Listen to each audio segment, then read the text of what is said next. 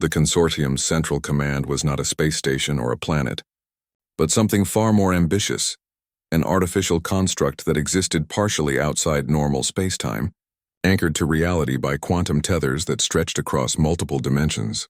It was here that the architects maintained their control network, the vast technological web that had suppressed consciousness evolution throughout the galaxy for millions of years. Marcus stood on the bridge of their flagship, a hybrid vessel that combined dragon biotechnology with human engineering and alien innovations from their allied species. Around him, representatives from dozens of civilizations worked together with a coordination that would have been impossible without the consciousness-linking technology they had developed. Final approach in 10 minutes, announced Captain Zara Okafor, a former consortium naval officer who had defected when she learned the truth about humanity's suppression. Her dragon partner, Morden, had helped her hack through layers of consortium conditioning that had kept her loyal for 20 years. Through the ship's transparent aluminum viewports, Marcus could see the consortium's ultimate stronghold. It defied easy description, part space station, part living organism, part mathematical equation given physical form. Massive crystalline structures extended through multiple dimensions simultaneously, creating a geometry that hurt to look at directly. 7 pairs confirmed and ready, Emma reported from the ship's reality manipulation chamber. The other human-dragon partnerships were distributed throughout their small fleet, each pair ready to coordinate a simultaneous assault on the control network's quantum foundations. Marcus felt the familiar sensation of his consciousness expanding as Thesara deepened their bond for the final confrontation. Through their link, he could perceive the true scope of what they were attempting. The consortium's control network wasn't just a technological system. It was a parasitic organism that had grown throughout the galaxy like a vast neural network, feeding off the suppressed potential of billions of civilizations.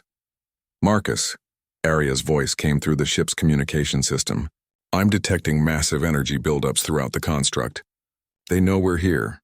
Of course they do, replied Elder Kithion, his ancient voice carrying notes of grim satisfaction. We're not trying to sneak in. We're announcing to the entire galaxy that the age of suppression is ending.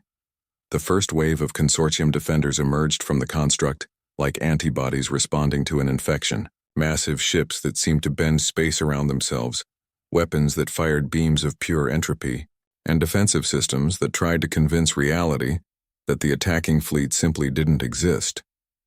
But the Allied fleet was ready for conventional defenses. The Veltar had provided electromagnetic warfare capabilities that could disrupt the consortium's communication networks.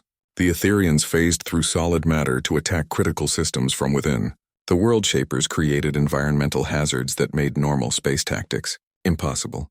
And the dragon-human pairs did something that no military force in galactic history had ever attempted. They began rewriting the local laws of physics to favor their assault. Reality manipulation field established. Dr. Kim reported from her position. Local spacetime is responding to our intentions instead of their control signals. Marcus felt the shift as 7 pairs of bonded consciousness worked in perfect harmony to convince the universe that their cause was just, their victory inevitable, their enemy's defenses fundamentally flawed. It was like conducting a symphony where the instruments were the fundamental forces of nature and the music was pure will made manifest. The effect was immediate and devastating. Consortium ships found their weapons firing backwards, their engines propelling them into asteroid fields that hadn't existed moments before, their defensive shields protecting the wrong targets. The construct itself began to shudder as its quantum tethers were systematically severed by attackers who could reach through dimensions the consortium had thought were secure. But the consortium's true masters were not easily defeated. Energy. Readings are off the charts, Zara announced, her voice tight with concern. Something big is powering up inside the construct. The space around them suddenly filled with a presence that made Marcus's consciousness recoil in instinctive terror. It was vast and ancient and utterly alien, a form of awareness that existed on scales that organic minds were never meant to comprehend. When it spoke, its voice seemed to come from the quantum foundation of reality itself. Young chaos bringers, the architect said, its words bypassing their ears entirely and appearing directly in their minds. You do not understand what you seek to destroy. The order we have imposed is not tyranny, it is mercy. Without our guidance, consciousness becomes a cancer that consumes itself and everything around it. Through their bonds, Marcus felt the other human dragon pairs faltering as the architect's presence pressed against their minds. The entity was trying to show them visions of what uncontrolled consciousness evolution could lead to. Civilizations that had gained the power to reshape reality, but had used it to destroy themselves. Universes that had collapsed when their inhabitants tried to transcend the limitations of physical existence. "These are lies," Tysara said, her mental voice strained but determined. "Or at best incomplete truths designed to justify control." "Are they?" The architect replied. "Look deeper, dragon child. See what your own people were becoming before we offered them the peace of limitation." Marcus felt the attack on their shared consciousness. Not a direct assault, but a subtle undermining of their confidence and determination. The architect was trying to convince them that their rebellion was based on ignorance, that the consortium's control was actually protection against forces too dangerous for younger species to handle. But Emma's voice cut through the doubt like a blade of pure clarity. "I've seen grandmother's research," she said, her words carrying the authority of someone who had experienced the consortium's consciousness suppression techniques firsthand. "I know what you're really afraid of." The visions the architect had been showing them shifted, revealing deeper truths. Marcus saw civilizations that had indeed gained reality manipulation abilities. But instead of destroying themselves, they had transcended physical limitations entirely, becoming beings of pure consciousness that could create universes at will. The consortium hadn't been protecting the galaxy from chaos. They had been preventing the natural evolution of consciousness because they feared being replaced by their own creations. "You're not guides or protectors," Marcus said, understanding flooding through him. "You're parasites. You've been feeding off the suppressed potential of every civilization in the galaxy, using their frustrated creativity to maintain your own existence." The architect's presence in their minds became hostile, pressing down on their consciousness with the weight of millions of years of accumulated power. But the 7 human dragon pairs stood firm, their combined will creating a barrier of chaotic creativity that the ancient entity couldn't penetrate. "If that is your choice," the architect said, "then observe the consequences of your arrogance." The construct began to collapse, but not in the way Marcus had expected. Instead of simply falling apart, it was imploding into itself, creating a cascade effect that would propagate throughout the consortium's entire control network. Every suppression field, every consciousness dampener, every reality stabilizer in the galaxy would fail simultaneously. "It's trying to cause a catastrophic release," Dr. Kim warned. "If all that suppressed potential is released at once without proper guidance, it could destabilize space-time throughout the galaxy." "Then we guide it," Emma said simply. That's what the 7 pairs were really meant to do. Not just destroy the control network, but replace it with something better. Marcus felt the other pairs linking their consciousness with his and Emma's, creating a network of human-dragon partnerships that spanned multiple dimensions. Through their combined awareness, they reached out to every suppressed civilization, every dampened consciousness, every species that had been prevented from reaching its full potential. Instead of fighting the cascade collapse, they embraced it, using their reality manipulation abilities to ensure that the galaxy-wide awakening happened safely and constructively. They became midwives for the birth of a new kind of galactic civilization, one where consciousness and matter worked together instead of being held in artificial opposition. The effect was immediate and overwhelming. Across the galaxy, species that had been technological servants for millennia suddenly found themselves able to perceive and manipulate quantum fields. Civilizations that had been locked into rigid social structures discovered they could reshape their realities through collective will. Worlds that had been barren wastelands bloomed into paradises as their inhabitants learned to convince matter to become whatever they needed it to be. "It's working," Tysara said, her mental voice filled with wonder. "The galaxy is awakening." Through their expanded consciousness, Marcus could perceive the transformation spreading like ripples across space-time. The consortium's ships found their crews spontaneously developing reality manipulation abilities, making traditional military hierarchies impossible to maintain. The architect entities deprived of the suppressed consciousness. The hidden base they established in the deep caves beneath the dragon homeworld became the heart of the most audacious rebellion in galactic history. Over the following months, Marcus found himself at the center of an operation that would have seemed impossible just a year earlier. The first challenge was finding compatible human-dragon pairs. Not every human could handle the consciousness expansion required for the bond, and not every dragon was willing to trust their ancient wisdom to a species they had long considered primitive. AREA had identified potential candidates through genetic analysis and psychological profiling, but actually bringing them together required careful planning and considerable risk.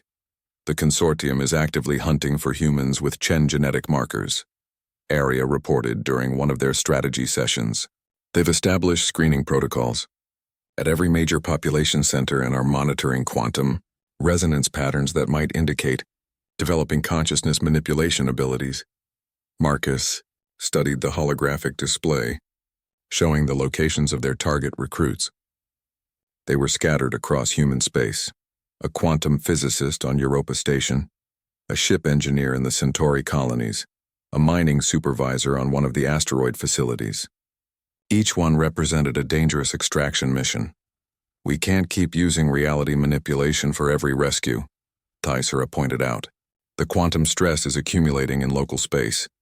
Too many alterations, and we risk creating a cascade failure that could unravel the fabric of spacetime in this entire region." Elder Kithion moved through the chamber with the careful grace of extreme age, his scales showing the deep purple of ancient wisdom. "There is another way, but it requires accepting help from an unexpected source." "What kind of help?" Marcus asked. "The consortium isn't the only organization operating in the galaxy. There are other species, other factions that have grown tired of their control but lack the means to resist openly. Some of them have been watching our activities with great interest.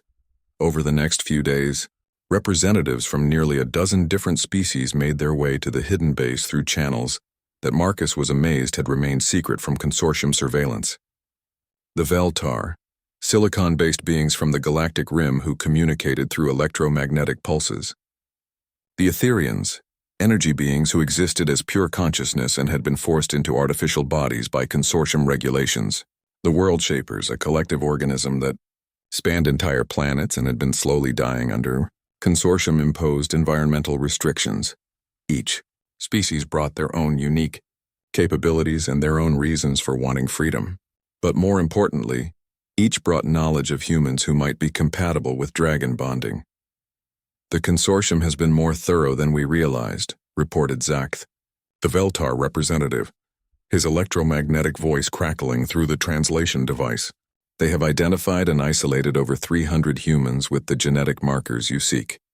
Most are being held in research facilities disguised as mining colonies or agricultural settlements. Including my sister," Marcus realized.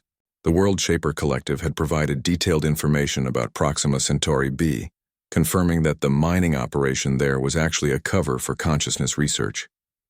The consortium had been studying humans with Chen genetics for years, trying to understand how they could manipulate quantum fields without dragon assistance.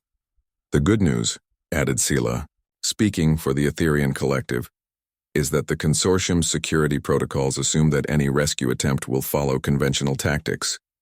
They're not prepared for the kind of coordinated assault that multiple allied species could mount. The plan they developed was audaciously complex. While Marcus and Thyssera led a small team to rescue the humans from the research facilities, the other alien allies would create diversions throughout consortium space.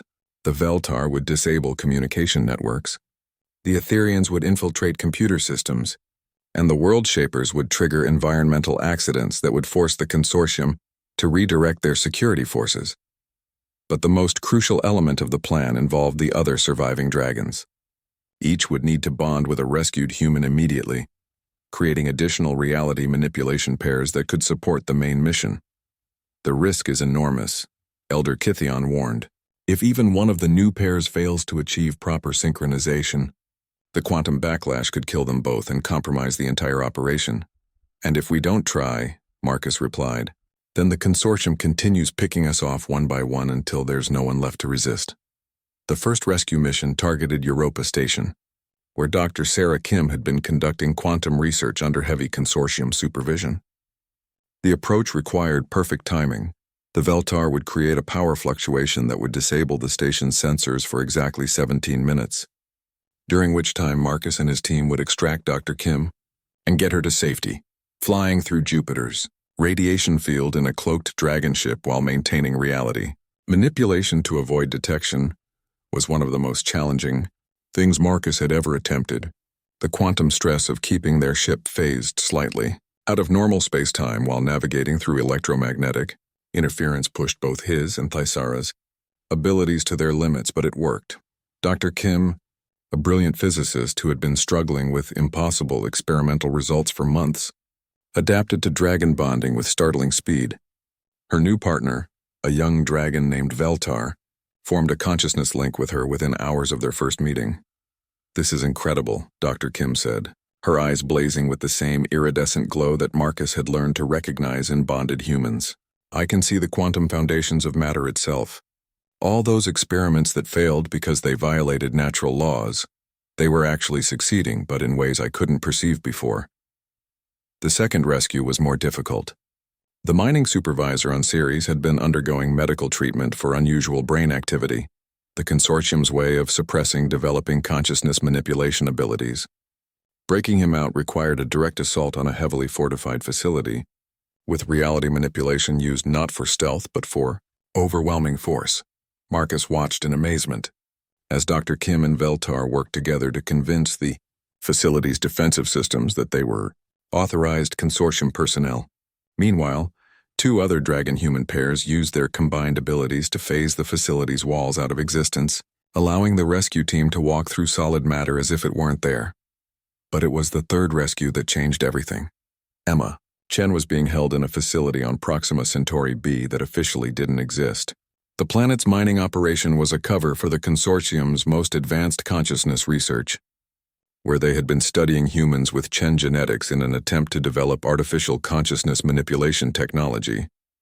When Marcus saw his sister for the first time in 18 months, he barely recognized her. She was thin and pale, with surgical scars on her scalp that indicated neural implants. But her eyes still held the fierce intelligence he remembered, and when she saw him, she smiled with the same stubborn determination that had driven their grandmother's research. "I was wondering when you'd show up," Emma said, as they freed her from the medical restraints. "I've been having dreams about dragons for weeks." "Dreams?" "More like visions. A voice telling me that help was coming, that I needed to be ready for something incredible." She looked at Thyssara with obvious recognition. "Hello, Ancient One. I've been looking forward to meeting you."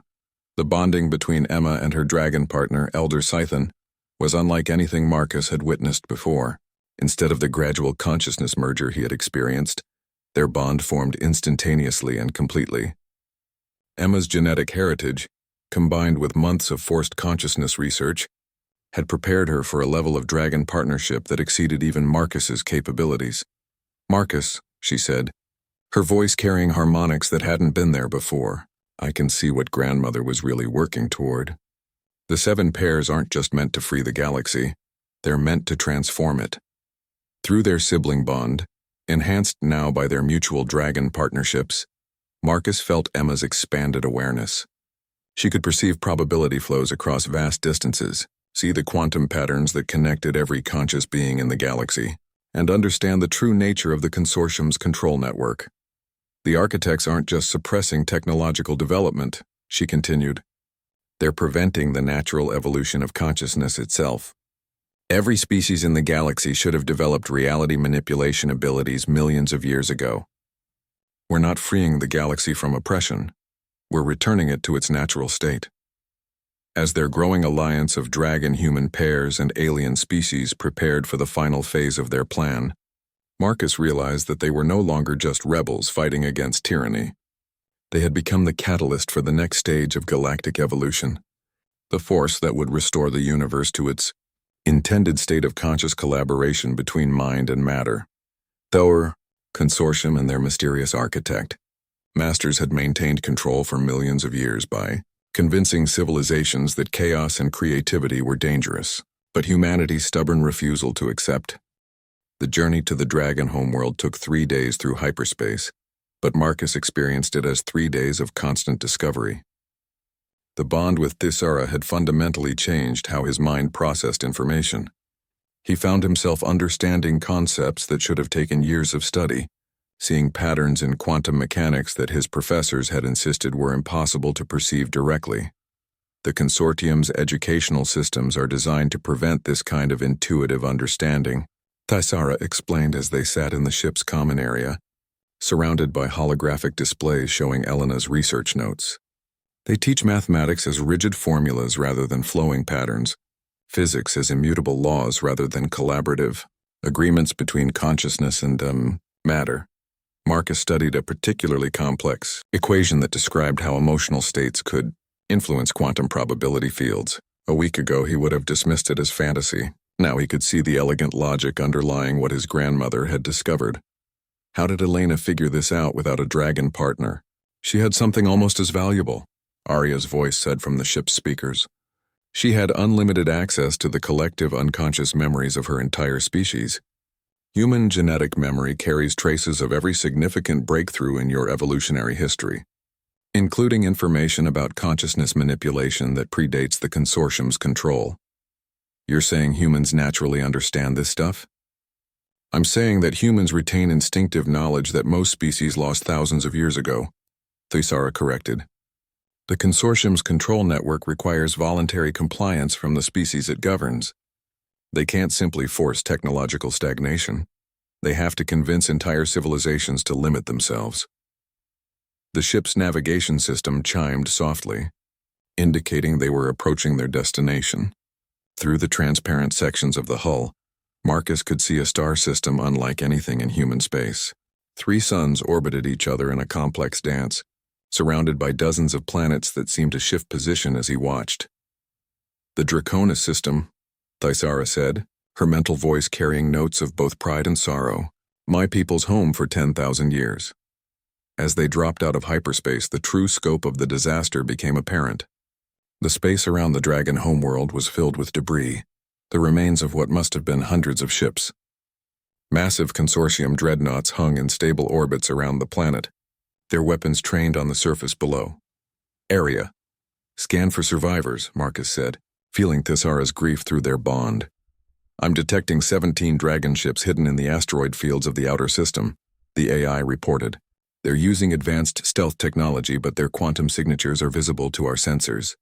And on the planet? Unclear. The consortium is using some kind of interference field that's blocking detailed scans. Thaisara moved to the pilot's position, her scales shifting to a deep red that Marcus now recognized as anger. They're not just trying to destroy us, they're trying to capture us. Dragons are one of the few species that can naturally perceive and manipulate quantum fields. The consortium wants to study us to understand how we do it so they can develop countermeasures. Can we get past their blockade? Not with conventional tactics. But Marcus, you're forgetting what we learned on the Prometheus. We don't have to follow conventional tactics anymore. Marcus felt a thrill of understanding. You want to use reality manipulation to get through their defenses. I want us to convince local space that their ships aren't really there, Thaisara corrected. Or more precisely, that we exist in a probability state where they never established a blockade in the first place. The concept should have been impossible to understand, let alone implement. But through their bond, Marcus could feel how it would work. Reality was malleable at the quantum level, and consciousness was the tool that shaped it. If they could align their intentions perfectly and convince the universe to adopt their preferred version of events, they could literally rewrite recent history in this localized area. Can the ship's system support a localized reality alteration? Elena's modifications to my core programming include consciousness amplification routines specifically designed for this purpose, the AI confirmed. However, I should warn you that large-scale reality manipulation carries significant risks. If your concentration wavers or your intentions become unclear, the backlash could tear the ship apart at the molecular level, or we could end up in a timeline where the dragons never existed at all. Thaisara added grimly. Reality manipulation isn't just dangerous, it's potentially catastrophic if done incorrectly. Marcus looked at the consortium ships blocking their path to the Dragon homeworld. Each dreadnought was easily 10 times the size of their vessel, armed with weapons that could vaporize a city in seconds. Under normal circumstances, approaching them would be suicide. But these weren't normal circumstances anymore. What do we need to do? He asked. Join your consciousness with mine completely. Tysara replied. No barriers, no reservations. We need to become a single unified entity with one absolutely clear intention. Marcus took a deep breath and opened his mind fully to the dragon bond. Immediately he felt his individual identity blurring as Tysara's consciousness merged with his own. They became something new, neither human nor dragon, but a fusion of both perspectives that could perceive reality from angles that neither species could achieve alone. Together, they reached out with their combined will and touched the quantum foundations of local space. They found the probability threads that described the consortium's arrival in this system and began to gently, carefully, adjust them, not erasing the attack entirely, that would create too much temporal stress, but shifting it slightly, delaying it by just enough time for them to reach the planet undetected. The effect was immediate and disorienting. The consortium ships didn't disappear. They simply became irrelevant, existing in a timeline that was no longer quite connected to the ship's current reality state. Marcus watched through the viewports as the massive dreadnoughts seemed to fade like mirages, becoming ghostly and insubstantial. Remarkable, Arya said. Local quantum fields are showing unprecedented instability, but somehow remaining coherent. Elena's theoretical work predicted this was possible, but seeing it in practice is extraordinary. They flew through the space where the blockade had been, their ship now existing in a carefully crafted pocket of alternative reality. The dragon homeworld grew larger before them, a beautiful world of floating cities and crystalline spires that spiraled up through the clouds. But as they approached the planet's surface, the true extent of the devastation became clear. Many of the floating cities had been brought down, their anti-gravity systems disabled by consortium weapons. The crystalline spires were cracked and dark, their quantum resonance patterns disrupted. There, Tysara said, pointing toward a region of the planet that still showed signs of active energy patterns. The sanctuary of the star touched. If any of my people survived, they would have retreated there. They landed in a vast crystal garden where geometric trees of living light grew in patterns that hurt human eyes to perceive directly. As they disembarked, Marcus felt the planet's quantum field pressing against his consciousness. A sensation like trying to breathe underwater, but somehow manageable through his bond with Tysara. A group of dragons emerged from the crystal trees, moving cautiously toward the ship. They were larger than Tysara, their scales showing the deep colors of age and wisdom, but Marcus could see the fear in their ancient eyes, the way they flinched at sounds that might indicate approaching consortium forces. Tysara, one of them said, his mental voice heavy with relief and sorrow. We thought you were lost with the others. I found something more valuable than safety, Elder Kithion, she replied, indicating Marcus. I found hope. The elder dragon studied Marcus with eyes that seemed to look directly into his soul. A human. You've bonded with a human. Not just any human, Tysara said proudly. The grandson of Elena Chen, the one who might help us complete what she started. The dragons gathered around them, their combined mental voices creating a symphony of thoughts and emotions that would have overwhelmed Marcus without his bond to Tysara. He felt their desperation, their fear for the future of their species, but also their cautious hope that perhaps this strange alliance might offer a path to survival. How many of you are left? Marcus asked. 37 adults, 12 younglings, Elder Kithion replied, from a population of nearly 10,000. The consortium's attack was thorough. Marcus felt rage building in his chest, not just his own anger, but the combined fury of every human who had ever been oppressed, every dragon who had watched their people die, every species that had been destroyed or enslaved by the consortium's need for control. They're going to pay for this, he said quietly. Perhaps, Elder Kithion said, but first, young human, you must understand what you're truly proposing to fight. The consortium isn't simply a political or economic organization. They are the chosen servants of something far older and more dangerous, entities that have been shaping galactic civilization for millions of years. What kind of entities? Marcus asked, though he suspected he wasn't going to like the answer. The airlock opened with a whisper of equalizing pressure, and Marcus stepped into his grandmother's hidden laboratory for the first time. The corridor beyond was unlike anything on any human ship he had ever seen. The walls seemed to pulse with their own inner light, and the floor felt alive beneath his feet, responding to each step with subtle adjustments that made walking effortless. "Welcome aboard the ESS Prometheus," a voice said, though Marcus couldn't tell where it came from. The speaker sounded human, but there was something indefinably different about the way the words were formed. "I am Arya, Adaptive Reasoning and Intuitive Analysis. I have been waiting for you, Marcus Chen. You know who I am? I have been monitoring galactic communications for Elena's descendants since her death. When the consortium enforcers attacked your workshop on Kepler Station, I calculated a 73% probability that you would eventually find your way here, particularly with Dragonfriend assistance." Thaisara moved through the corridor with obvious familiarity, her claws clicking softly on the responsive flooring. "Arya has been my contact within the human community for the past 3 years. She provided much of the intelligence that led my people to investigate the consortium's suppression network. They passed through several chambers that defied easy categorization. One contained what looked like a garden, but the plants were geometric crystals that grew in impossible spirals and emitted their own light. Another held machines that seemed to rebuild themselves continuously, flowing from one configuration to another in endless cycles of transformation. "Area," Marcus said. "What exactly was my grandmother working on here?" "Elena's primary research focused on what she termed consensus reality manipulation," the AI replied. "She theorized that the physical laws governing our universe were not immutable constants, but rather the result of a vast collective unconscious agreement among all sentient life forms. By learning to consciously participate in this consensus, one could theoretically alter local reality to match desired outcomes."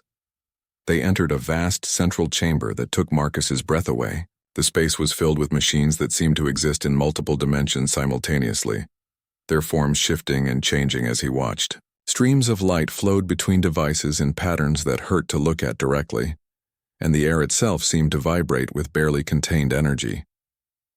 "This is the probability core," Thaisara explained, "the heart of Elena's reality manipulation research." Marcus approached one of the machines carefully, marveling at its construction. It appeared to be built from materials that didn't quite obey normal physics, surfaces that were simultaneously transparent and opaque, components that existed in multiple positions at once, and control interfaces that responded to thought rather than touch. "How is this possible?" he asked. "Even with advanced alien technology, building something like this should take decades of research and resources that humanity simply doesn't have." "Elena didn't build these machines in the conventional sense," Arya explained. "She grew them using quantum crystallization techniques that she developed by studying dragon biotechnology. Each device is actually a living crystal matrix that responds to conscious intention and quantum probability fluctuations. The same technology used in my ship," Thaisara added. "Your grandmother was the first human to understand that the distinction between living and mechanical systems is an artificial one imposed by limited thinking." Marcus studied the flowing, organic lines of the nearest machine. Now that he looked more carefully, he could see the resemblance to dragon technology, but there was something distinctly human about the design as well, something that spoke of intuition and creative chaos rather than careful planning. "Arya, can you show me what Elena discovered?" "I can do better than that," the AI replied. "I can show you what she's still discovering." The lights in the chamber shifted, and suddenly Marcus found himself surrounded by holographic displays that showed impossible things. He saw star maps where the stars were connected by flows of conscious energy. He saw mathematical equations that incorporated variables for hope, determination, and creative inspiration. He saw designs for technologies that could reshape matter at the subatomic level by convincing atoms to become something else. Elena's final breakthrough came 6 months before her death, Arya continued. She realized that consciousness itself was a fundamental force in the universe, as basic as gravity or electromagnetism. The consortium's control network didn't just suppress advanced technology. It suppressed the natural evolution of consciousness among younger species. Marcus felt something clicking into place in his mind, like puzzle pieces finally finding their proper positions. That's why human technology development has been so chaotic compared to other species. We're not following their approved path because our consciousness is still partially free. Exactly. And that's why the consortium has worked so hard to limit human expansion and influence. Your species represents a direct threat to their control system, not because of your technology, but because of your capacity for unpredictable, intuitive thought. Thaisara moved to one of the larger machines, her scale shifting to match its iridescent surface. My people were once like humans before the consortium found us. We had similar chaotic creativity, similar capacity for rapid innovation, but we allowed ourselves to be gradually domesticated, convinced that stability and predictability were more valuable than freedom and growth. What changed? Marcus asked. We discovered what the consortium had done to us, but by then it was almost too late. Most of my people had become so dependent on consortium infrastructure that they couldn't imagine life without it. Only a few of us were willing to risk everything to break free. And now they're hunting you. Yes. But with Elena's research, we might have a chance to not just survive, but to free every species that has been trapped in their system. Marcus walked through the chamber, studying the incredible machines his grandmother had created. Each one seemed to be working on a different aspect of the same ultimate goal: understanding and manipulating the quantum foundations of reality itself. Area. What would happen if we actually completed Elena's work? If we built a functioning consensus reality manipulation system? Theoretical projections suggest several possibilities, the AI replied. On a local scale, we could create zones of space where physical laws operate according to human intuitive understanding, rather than consortium constraints. Ships could travel instantaneously between any 2 points by existing in all possible locations simultaneously. Energy and matter could be transmuted at will. Even death might become reversible by selecting probability states where fatal injuries never occurred. And on a galactic scale, the consortium's control network would collapse. 50,000 years of enforced stagnation would end overnight. Billions of species would suddenly find themselves free to develop technologies and consciousness capabilities that have been suppressed for millennia. Marcus felt the weight of possibility settling on his shoulders. That's terrifying and wonderful at the same time. Elena felt the same way, Arya said. It's why she chose to conduct her final experiments in secret, away from any civilization that might be hurt if something went wrong. But Marcus, her work is almost complete. The theoretical framework is solid, the experimental data is extensive, and the prototype systems are functional. Then why hasn't it been finished? Because the final step requires something that Elena couldn't provide alone, Thaisara said.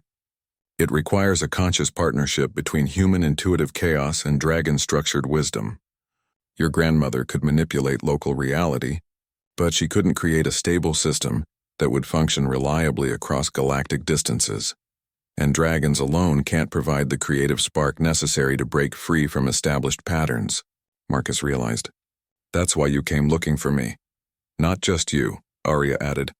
We need multiple human and dragon partnerships all working together to create a distributed consciousness network that can reshape reality on a galactic scale. You and Thaisara are the prototype for something much larger. Marcus looked around the incredible laboratory, trying to absorb the magnitude of what he was being asked to do. How many partnerships would we need? Elena's calculations suggested a minimum of 7 human dragon pairs to create a stable galactic scale effect, Arya replied. Each pair would need to establish a deep psychic bond and learn to manipulate consensus reality together. 7 pairs to free the entire galaxy, Marcus said slowly. That seems impossible. Many things seem impossible until someone does them, Thaisara pointed out. Your species went from horse-drawn carriages to faster-than-light travel in less than 2 centuries. Dragons learned to sing new stars into existence when the universe was young. Impossible is simply another word for unprecedented. Marcus approached the central machine in the chamber, a crystalline structure that seemed to pulse with its own heartbeat. Arya, can you show me how the partnership bond works? I can demonstrate the basic principles, but the actual bonding process requires conscious choice from both participants. Are you prepared to link your consciousness with Thaisara's? Marcus looked at the small dragon who was watching him with those ancient knowing eyes. 3 days ago he had been a failed engineer lying. Thaisara led Marcus through the maintenance tunnels beneath Kepler Station, moving with surprising grace despite her injuries. The dragon seemed to know exactly where she was going, navigating the maze of service corridors and abandoned sections, with the confidence of someone who had studied the station's blueprints extensively. How long have you been here? Marcus asked. following her through a particularly narrow passage that forced him to crawl. 3 days. I arrived shortly after the enforcers destroyed your workshop. I wanted to observe the human who had attracted so much consortium attention. They emerged into a vast cargo bay that Marcus had never seen before, despite living on the station for 5 years. The space was enormous, easily large enough to hold a cruiser-class vessel, but it appeared to be completely empty. Emergency lighting cast strange shadows across the metal deck plating, and the air recycling system hummed with a slightly different pitch than in the inhabited sections of the station. This bay was sealed off 20 years ago after a containment breach, Thaisara explained, moving toward what appeared to be an empty section of the floor. The consortium decided it was too expensive to repair properly, so they simply removed it from the station schematics and pretended it didn't exist. I don't see a ship, Marcus said, setting down his equipment case and looking around the empty space. That's because you're thinking like a human, Thaisara replied. She placed one small clawed foot on what looked like an unremarkable section of deck plating and spoke a single word in a language that seemed to bypass Marcus's ears entirely and resonate directly in his bones. The air above them shimmered like heat waves, and suddenly Marcus found himself staring at the most beautiful spacecraft he had ever seen. It was sleek and organic looking, as if it had been grown rather than built. The hull was the same iridescent material as Thaisara's scales, shifting from deep blue to silver as the light caught it from different angles. It was larger than he had expected, perhaps 60 meters long, but it gave the impression of being alive rather than mechanical. Chameleon field, Thaisara explained, moving toward what Marcus now realized was a boarding ramp that had been invisible moments before. One of many technologies that the consortium has banned throughout the galaxy. They claim it's because such devices are dangerous in the wrong hands. But the truth is that they make surveillance and control much more difficult. Marcus followed her up the ramp, marveling at the ship's interior. Everything was curved and flowing, with surfaces that seemed to respond to touch by becoming more or less transparent as needed. There were no harsh angles, no obvious control panels, and no visible lighting sources, yet everything was perfectly illuminated. It's alive, he realized, running his hand along what might have been a wall or a control surface. Not exactly, Thaisara said, settling into what was clearly a pilot's position, though it looked more like a nest than a chair. But it is grown from living crystal matrices that respond to thought and intention. Dragon ships are partnerships between pilot and vessel, not simply tools to be operated. The ship's interior seemed to flow around them as Thaisara prepared for departure. Surfaces became transparent to reveal the cargo bay outside, while others solidified into what Marcus recognized as navigation displays, though they showed information in ways he had never seen before. Instead of numbers and vectors, the displays showed what looked like probability clouds and decision trees, as if the ship was calculating not just where they were going, but every possible path they might take to get there. The station's traffic control system is going to notice when we leave, Marcus pointed out. No, it won't, Thaisara replied, and Marcus felt the ship beginning to move with no sensation of acceleration or engine vibration. One advantage of chameleon fields is that they extend to all forms of detection. As far as the station's sensors are concerned, we don't exist. Through the transparent sections of the hull, Marcus watched the cargo bay fall away beneath them. The ship passed through the bay's massive doors without triggering any alarms or responses from the station's automated systems. Within minutes, they were clear of Kepler Station and accelerating toward the edge of the system. Now, Thaisara said, turning her attention to Marcus, tell me everything you remember about your grandmother's work. Marcus settled into a seat that formed itself around him, providing perfect support without any conscious adjustment on his part. I was just a kid when she died. Most of what I know comes from her published papers and the stories my parents told me. Start with the stories. Published papers are often sanitized versions of the truth, especially when the consortium has had 40 years to edit them. Marcus closed his eyes, trying to recall memories that had been buried under years of grief and disappointment.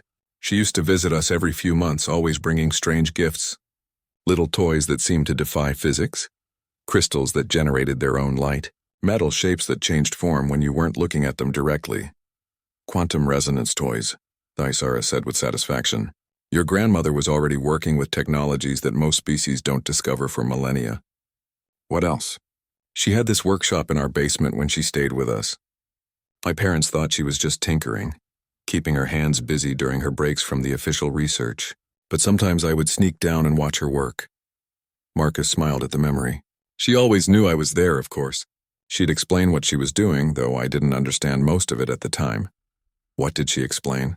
She said that everything the consortium taught about physics was backwards, that instead of trying to control quantum forces, we should be learning to dance with them. She said the universe wanted to be chaotic, and that fighting against that chaos was like trying to swim upstream in a river made of light. Thaisara's eyes blazed with excitement. She understood. Elena Chen actually understood the fundamental principle that my people have known for millennia. Continue. She was working on something she called the probability engine. She said that most FTL drives worked by forcing space to bend in unnatural ways, but that her engine would convince space to fold itself by showing it all the possible places it could be at once.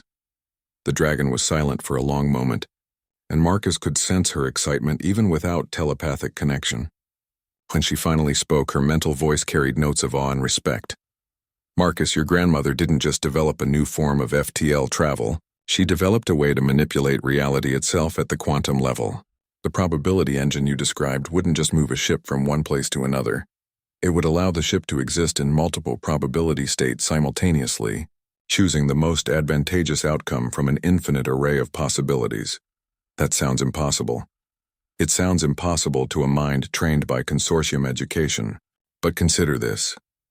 What if the universe isn't actually bound by the physical laws they teach?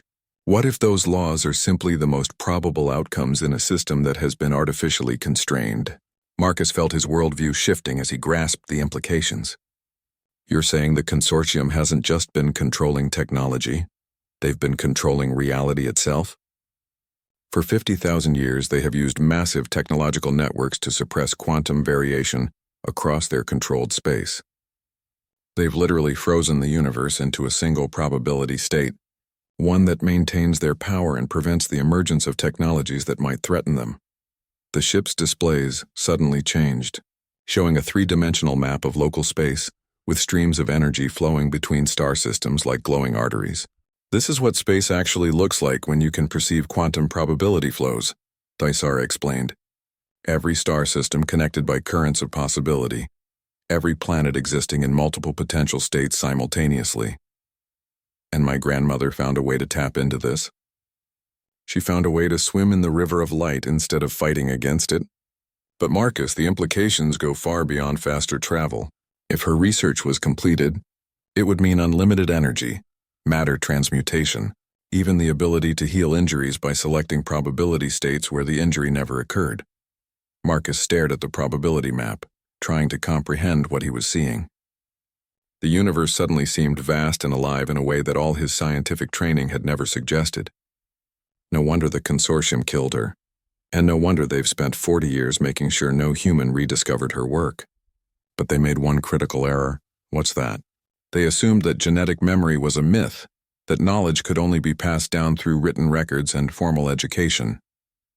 They never considered that Elena Chen might have encoded her discoveries directly into her genetic structure, passing them down to her descendants not as conscious knowledge, but as intuitive understanding. Marcus felt a strange tingling sensation, as if his DNA was responding to Thaisara's words. You think I carry her research in my genes? I think you've been unconsciously following in her footsteps your entire life. Your choice of engineering specializations, your intuitive grasp of quantum mechanics, even your failure with the prototype gravity drive, you've been trying to recreate her work without realizing it. The ship's navigation system chimed softly, and Marcus stared at the dragon for a long moment, waiting for the hallucination to fade. When it didn't, he slowly pushed himself up to a sitting position, ignoring the protest from his battered ribs. The creature remained exactly where it was, watching him with those impossibly ancient eyes. Okay, Marcus said finally. Let's say you're real. Let's say dragons exist and travel between stars and can speak telepathically. Why would one of you need help from a failed human engineer? The dragon's scales shifted from blue to a darker shade, almost black. Because the Galactic Trade Consortium has declared war on my people. just as they have systematically destroyed every species that might threaten their economic dominance. And because you possess something that even the oldest civilizations in the galaxy have forgotten, what could humans possibly have that advanced alien civilizations don't? Chaos, the dragon replied simply. Beautiful, unpredictable, innovative chaos. Marcus laughed, though it came out more like a cough. That's not exactly a compliment. The consortium keeps telling us we're too chaotic, too unpredictable to be trusted with advanced technology. The consortium fears chaos because it threatens their order, the dragon explained, shifting its position to get more comfortable. For 10,000 years, they have maintained power by ensuring that all spacefaring civilizations develop along predictable lines. They introduce technology at controlled intervals, guide social evolution, and eliminate any species that deviates from their approved patterns. The dragon's injured wing twitched, and Marcus noticed fresh blood seeping through the scales. Without thinking, he reached for his medical kit, one of the few things the enforcers had left intact. "Hold still," he said. "Let me look at that wing." "You would tend to the wounds of a creature you met moments ago?" "You're hurt," Marcus replied, as if that explained everything. "And you're not trying to kill me, which puts you ahead of the last few visitors I've had." The dragon allowed Marcus to examine its wing, though its mental voice carried notes of amusement. "This is precisely what I mean. A Zephyrian would have calculated the potential benefit of helping me before acting. A Vorthan would have demanded a contract guaranteeing reciprocal aid. A Krolix would have simply ignored my injuries unless they could profit from them. But you, a human who has every reason to distrust strangers, immediately offered help to an unknown creature simply because it was suffering." Marcus carefully cleaned the wound with antiseptic, trying not to cause additional pain. The dragon's scales were harder than they looked, almost metallic, but the injured area was soft and vulnerable. "Maybe that's why we're stuck as third-class citizens, too stupid to look out for ourselves. Or perhaps that's why. You're the only species in 50,000 years to develop, faster than light travel in less than a century after achieving spaceflight." That made Marcus pause in his work. "What do you mean?" "The consortium's records show that most species take between 3,000 and 5,000 years to progress from primitive spaceflight to FTL capability, guided carefully through each stage of development. The Zephyrians took 4 millennia. The Vorthan took 7. Even my own people required nearly 3,000 years, and we had the advantage of inheriting technology from our predecessors." Marcus resumed bandaging the wing, his mind racing. "But humans developed the jump drive in 2157, less than 200 years after we reached orbit." 93 years, the dragon corrected. "From Gagarin's first flight to Chen's prototype gravity drive." The consortium was still debating whether to make formal contact when your species suddenly appeared at their doorstep with technology that shouldn't have existed for millennia. "Wait." Marcus stopped working entirely. "Chen's prototype gravity drive? You mean Dr. Elena Chen, your grandmother, the woman whose research formed the foundation for humanity's FTL capability. The woman whose equations the consortium spent decades trying to understand, because they violated every known principle of controlled technological development." Marcus sat back on his heels, the medical supplies forgotten. "My grandmother died in a lab accident when I was 12. The official report said her research was too dangerous, too unstable to continue. Your grandmother discovered something that the consortium had hidden from the galaxy for 50,000 years, the dragon said quietly. She found a way to harness the fundamental chaos of quantum mechanics not by controlling it, but by embracing it. Her drive didn't just enable faster-than-light travel. It made FTL travel possible without relying on the consortium's infrastructure." The implications hit Marcus like a physical blow. Every FTL-capable species in the galaxy used some variation of the same basic technology, all of it requiring rare elements and components that could only be obtained through the consortium's trade networks. It was the perfect system of control. Give civilizations the stars, but make sure they could never explore them without permission. That's why they killed her, Marcus whispered, and why they've spent the last 40 years ensuring that no human fully understands her work. Your species has been allowed to use simplified versions of her technology, just enough to serve as useful workers and suppliers, but never enough to threaten the established order. Marcus finished bandaging the dragon's wing, his hands shaking with anger rather than injury. "So they've been deliberately keeping us ignorant. Worse than that, they've been actively destroying any human who shows signs of understanding the deeper principles. Your own research into quantum engineering, your attempt to reverse engineer consortium technology. They didn't destroy your workshop because you were getting close to their secrets. They destroyed it because you were getting close to your grandmother's secrets. The dragon stood carefully, testing its newly bandaged wing. The attack on my homeworld began 3 cycles ago, when our scholars uncovered evidence of the consortium's manipulation. They discovered that dozens of species had been eliminated over the millennia, not because they were aggressive or dangerous, but because they had developed technologies that could free them from consortium control. And now they're coming for both our species. Yes.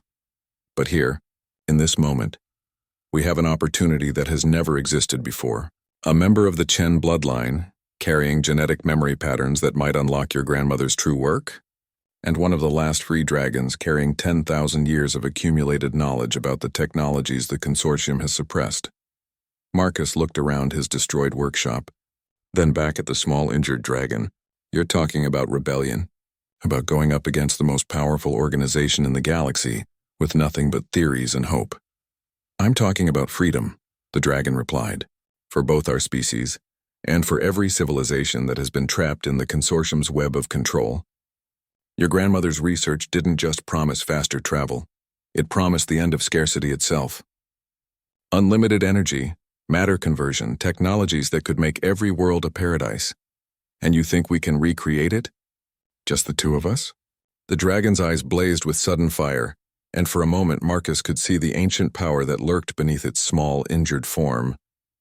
I think that you are Elena Chen's grandson, and I am Thyssera, last daughter of the star-touched keeper of the deep archives.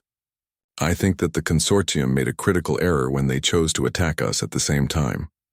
Marcus struggled to his feet, surprised by how much the conversation had restored his sense of purpose. What do you need from me? First, we need to get off this station before the enforcers return to finish what they started. Then we need to find the hidden laboratory where your grandmother conducted her final experiments. Hidden laboratory?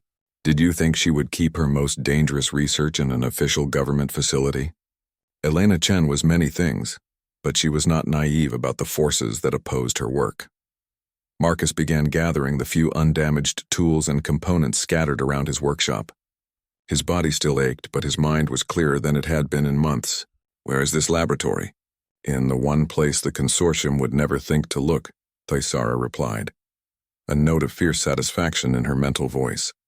In the ruins of Earth's first failed colony ship, drifting in the void between stars where no rational being would venture. As Marcus filled a salvaged equipment case with the remnants of his research, he felt something he hadn't experienced since the enforcers had broken down his door. He felt hope.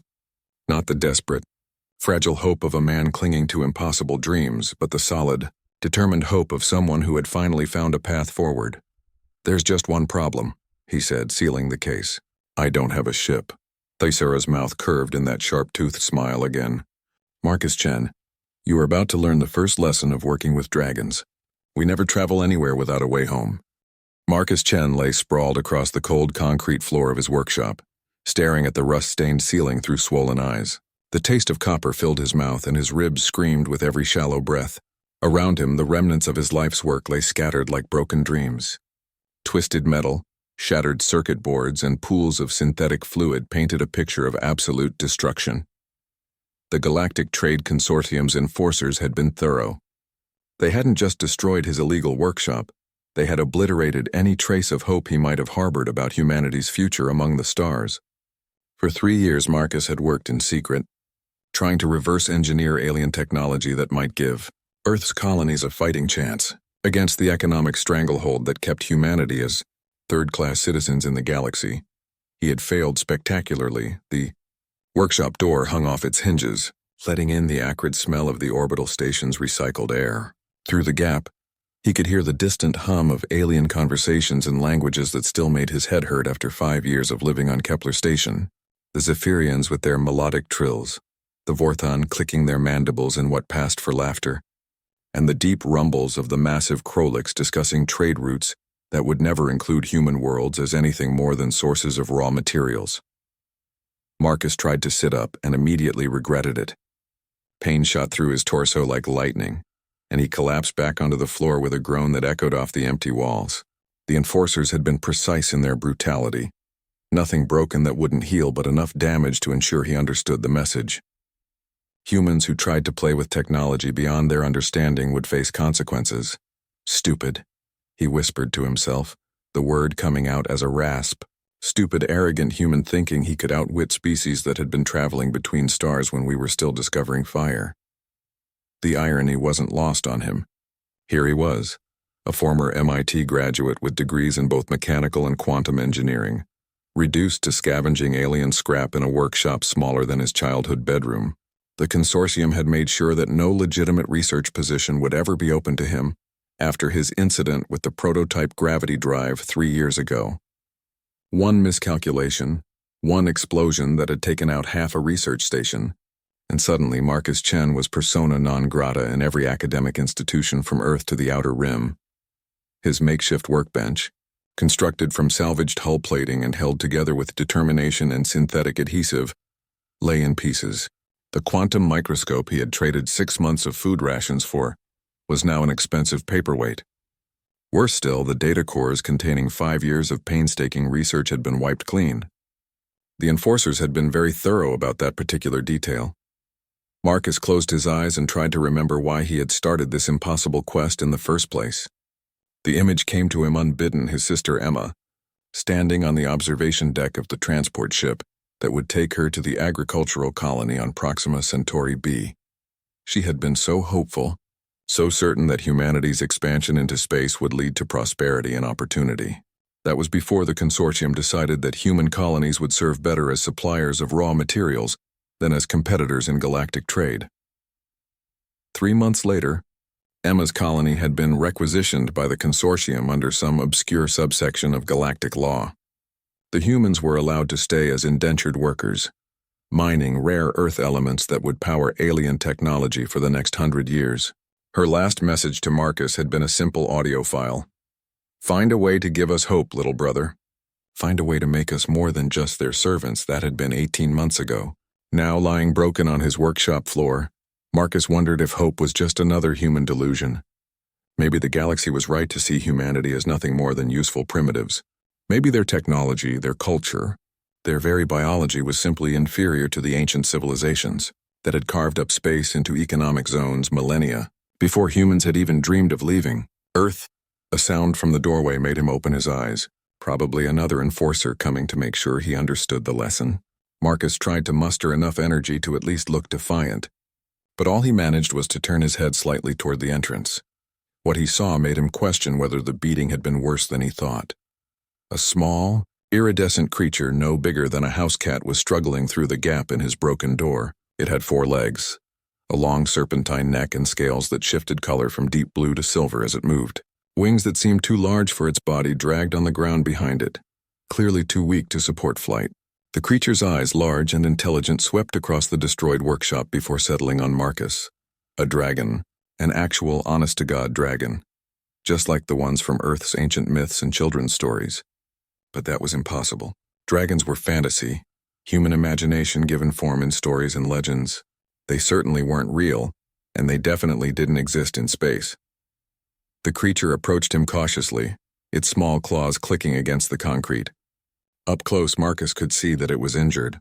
A long gash ran along its left flank and its breathing was labored. One wing hung at an odd angle, clearly damaged. Despite its wounds, there was something regal about the way it held itself. Something that spoke of nobility and ancient power reduced to desperate circumstances, just like him. The dragon stopped a few feet away and tilted its head, studying Marcus with eyes that seemed far too old for such a small creature. When it spoke, its voice was a whisper that seemed to come from inside his head rather than through his ears. "You are the human who seeks to challenge the consortium." Marcus blinked hard, wondering if he was hallucinating. "You can talk." "I can do many things," the dragon replied, settling down onto its haunches with a wince of pain. Though at the moment, both of us seemed to be in similar circumstances. Broken, defeated, and far from home. "You're not real," Marcus said weakly. "Dragons don't exist. This is just my brain trying to cope with the trauma." The dragon's mouth curved in what might have been a smile, revealing small, sharp teeth. Reality is often stranger than the limited imagination of any single species can encompass. My kind has been traveling between stars since before your son was born, though we prefer to avoid the younger races and their tendency toward violence. Then why are you here? Because, the dragon said, its mental voice carrying notes of sadness and determination. Sometimes even ancient powers must seek alliance with those who share their desperation. And because you, Marcus Chen, are about to discover that humanity's greatest strength has never been its technology,